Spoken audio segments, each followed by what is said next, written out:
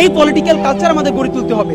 একজন মানুষকে অহেতুক দেখলেই ভাই ভাই সালাম, এটা তো দরকার নাই। প্রয়োজনের কথাটা বলতে হবে। সুতরাং আমরা এটাই নির্মাণ করতে চাই যে প্রয়োজন হলে সব থেকে দামি গাড়িতেও চলতে হবে, প্রয়োজন হলে ফুটপাতে বসে ঘন্টার পরে ঘন্টা কথা বলতে হবে। যদি বাংলাদেশের প্রয়োজনে কোনোদিন প্রধানমন্ত্রী হওয়া লাগে, সেটা হওয়ারও মানসিক প্রস্তুতি থাকতে হবে। আর যদি কোনোদিন কিছুই না হওয়া লাগে, আমরা কিছুই হব না, সেই প্রস্তুতিও রাখতে হবে। কিন্তু জনবিচ্ছিন্ন হওয়া যাবে না একটা। এবং দেখেন, এই দোষটা কিন্তু শুধু বাংলাদেশের নেতাদের না, আমাদের জনগণের। আপনাকে ছোট একটা গল্প বলি। আমি কিছুদিন আগে বাড়িতে গেছি, তা আমি যেইখানটায় বসে সবসময় চা খাই, চা খেয়ে ওঠার পরে দেখলাম তিনি আমার বিল রাখতে চাচ্ছেন না। তো কেন? এর কারণ যেটা বুঝলাম, তিনি এখন মাঝে মধ্যে আমাকে টিভিতে দেখেন, সুতরাং মনে করছেন যে এখন আমার।